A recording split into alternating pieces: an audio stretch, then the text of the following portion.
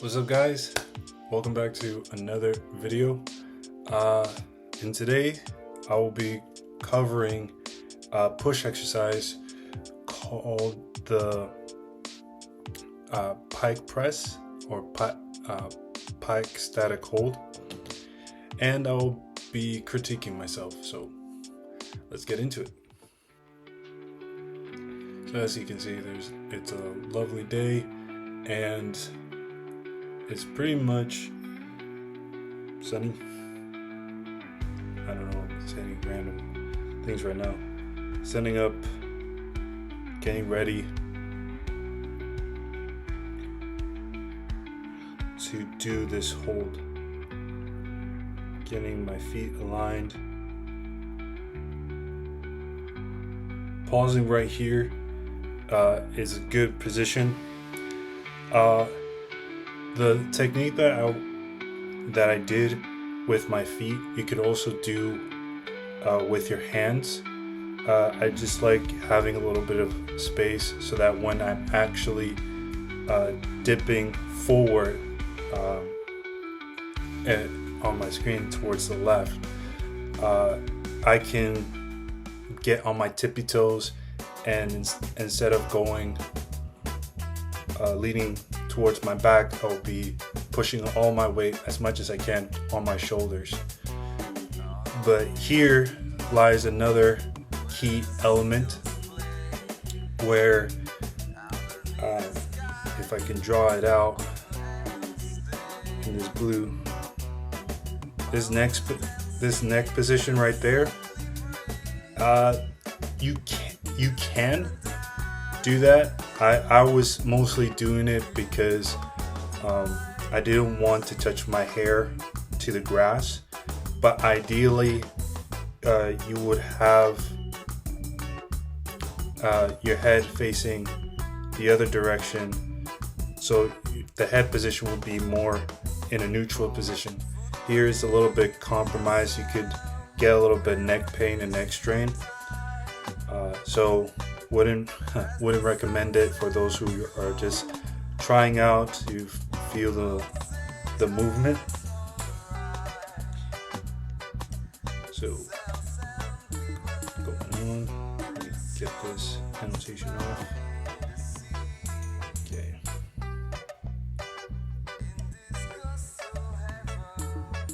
So here, just rewind it for a little bit.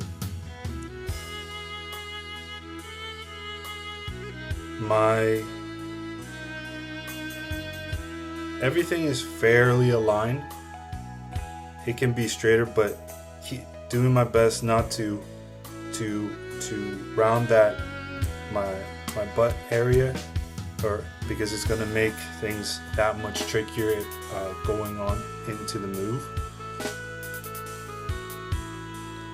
Again, this is just an isometric hold, so if you feel as though you can't raise your feet any higher like I am doing, that's fine. The emphasis is more about gaining time upside down and getting that comfortability. If you want and want to be very fancy with it, for all my acrobatic friends out there, point the toes. Don't have them pointing like this, like duck feet. Doesn't look as clean. That is the only other critique that I'll have. Okay. And then going down as softly as possible.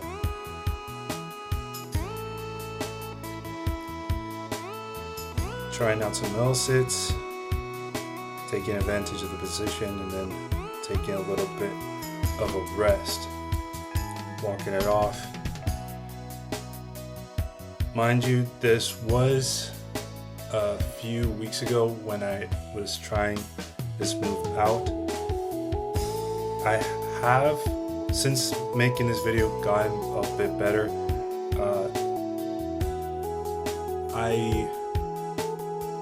When I have the time, I'll probably show another progression.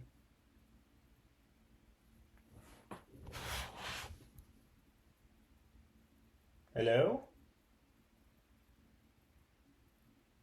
No? Okay.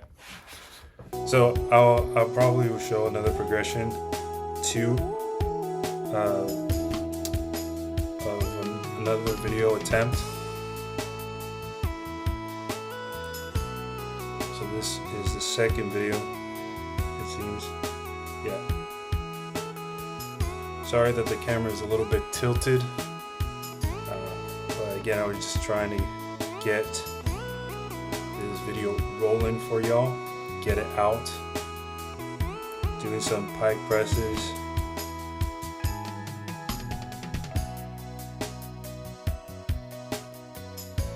Just pausing here just for a little bit.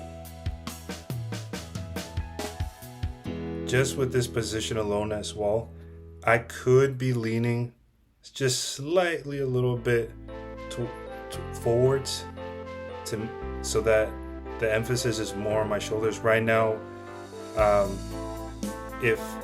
even though you can't see it right now on the screen, let me just circle here. I could feel the weight distribution being a little bit off. Instead of going straight up and down, I'm going down and a little bit back. And even though that does work the pressing motion, it's just not doing as efficient. That's the word that I'm going at. But again, this is a learning process. It's a new move, and you're getting in the reps in, starting to fatigue and tire.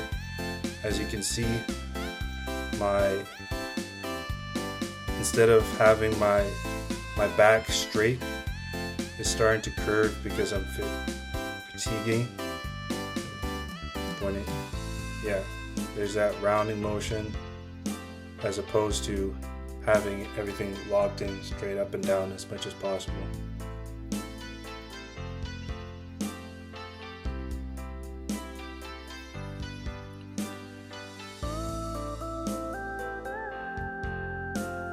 So these pike presses can serve as an alternative to the pike hold or a supplemental exercise.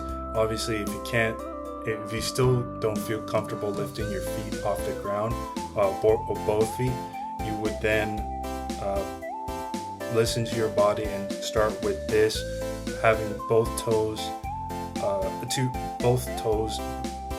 feet. What am I saying? Both feet on the ground and doing the pike press there, and then progressively doing one foot lifting off the ground, then the other, until both feet are off the ground. There, as you saw, instead of walking my two big feet off in the other direction, I used the hand placement. So I just count 1, 2, 3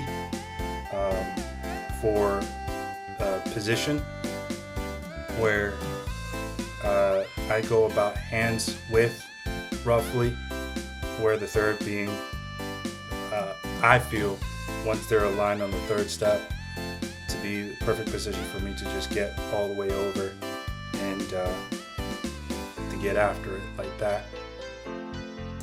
So here I'm providing a different angle to presses.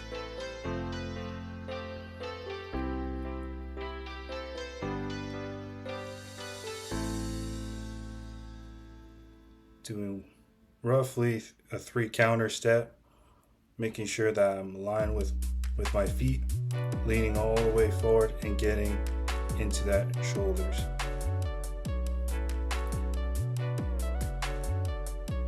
Another thing to note here that could serve as a cue, make sure your inner elbows are twisted in. So as if you're screwing in a light bulb, that would make things a little bit easier.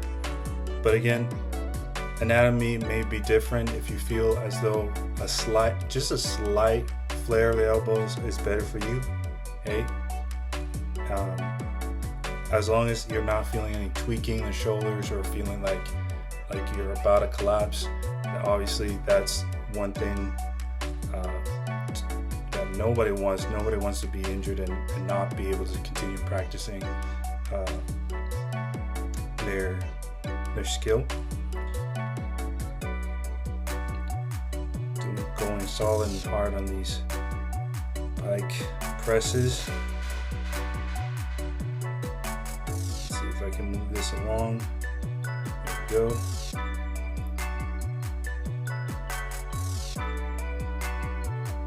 Yep, just chucking them. Now I'm doing it more and getting in that hand placement work. I have a little bit of tight hamstring, so the slight knee bend is what feels good for me. Then I've leaned forward, and now I'm trying to focus so that, again, as straight as possible, not doing so much of a push-up where I'm getting my face to the ground, but more so even though it's a partial range of motion, getting that shoulder work like that. Then trying out a little bit of a handstand. That brings us to the end of this video. I hope my ramblings were somewhat noteworthy, and you can figure out and essentially at the end of the day play around with it, discover, find what works for you. If this is a skill that you've been wanting to do that could help you to eventually get to your handstands, this exercise is for you. I hope you liked it. More is on the way. Have fun, and I'll see you in the next video.